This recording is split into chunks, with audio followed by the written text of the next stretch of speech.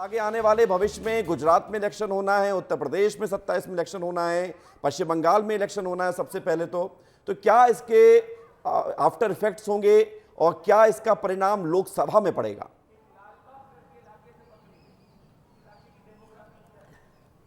देखिए, जो विपक्षी गठबंधन की एकता है वो तो बहुत पहले टूट गई थी।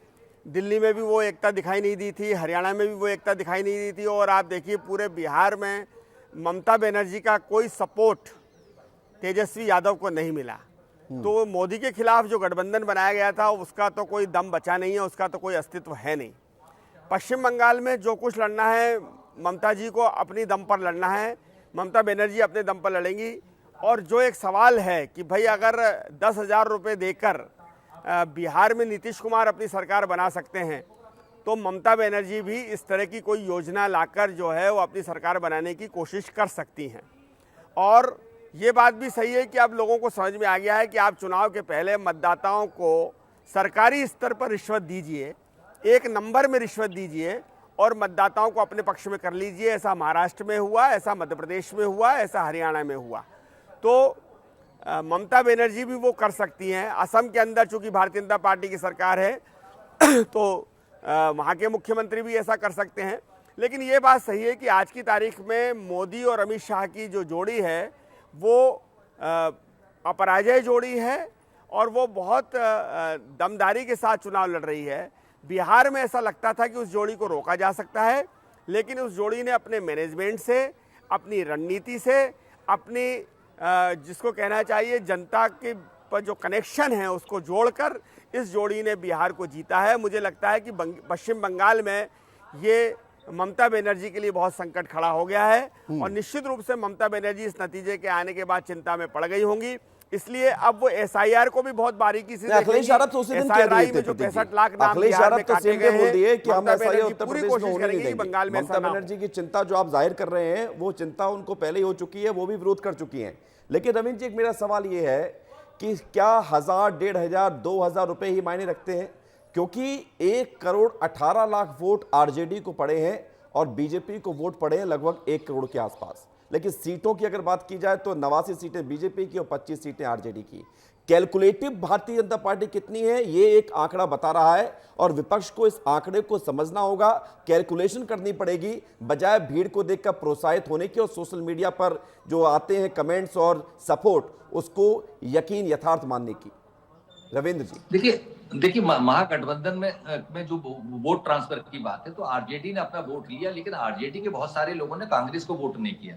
वहीं बीजेपी ने जो एनडीए का गठबंधन है उससे समानता के अनुसार वोट का ट्रांसफर हुआ। आप देखिए सबका स्ट्राइक रेट लगभग 88%, 89% बीजेपी का है, लगभग 86% आरजेडी का है। देखिए वही 29 सीटों पे चुनाव लड़े चिराग पासवान और 19 सीट जीता ले गए। हम 6 सीटों पे चुनाव लड़ती 5 सीट जीता जाती। कहना सबका वोट ट्रांसफर एक जैसा हुआ और एकजुटता से उन्होंने रणनीति के साथ चुनाव लड़ा। बीजेपी का भी जो वोटर था उसने भी इन गठबंधन के लोगों को वोट ट्रांसफर किया, लेकिन जो आरजेडी का वोट था या कांग्रेस का वोट था वो आरजेडी को नहीं मिला या बाकी अन्य सहयोगी संगठन को नहीं मिला। इसकी वजह से उनमें जो अंतर दिख रहा है वो सबसे ज्यादा दिख रहा है।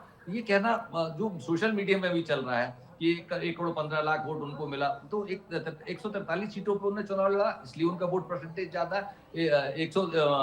उनका जो 1,15,00,000 वोट मिला वो 143 सीटों पर लड़ने की वजह से मिला। और यदि इस तरीके से दोनों का प्रतिशत जोड़ते हैं तो 37% से ज्यादा वोट परसेंट महागठबंधन का और 47% से ज्यादा का वोट परसेंटेज जो है वो एनडीए का।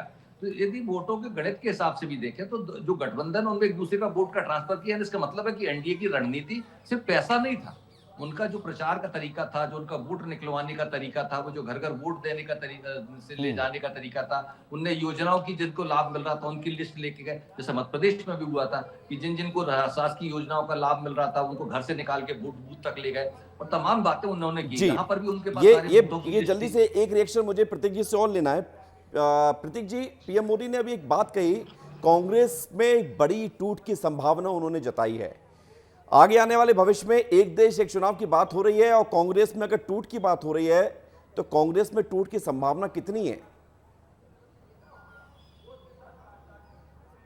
नहीं, कांग्रेस में टूट की पूरी संभावना है, क्योंकि आज मैं कंफर्म नहीं हूं इसलिए मैं बात नहीं कर सकता, लेकिन आज बड़े नेता के तौर पर भी ये एक बड़े नेता की बेटी ने ये बात कही है कि कांग्रेस को गांधी परिवार से इतर अपना नेतृत्व देखना चाहिए, और ये बात उठने लगी है। देखिए राहुल गांधी के नेतृत्व में 95 हार हुई हैं और उपाध्यक्ष बनने के बाद ना जाने कितनी हार हुई हैं।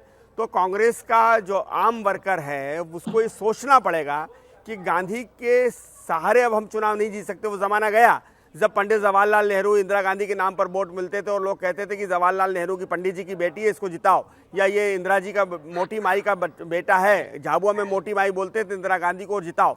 अब वो ज़माना गया।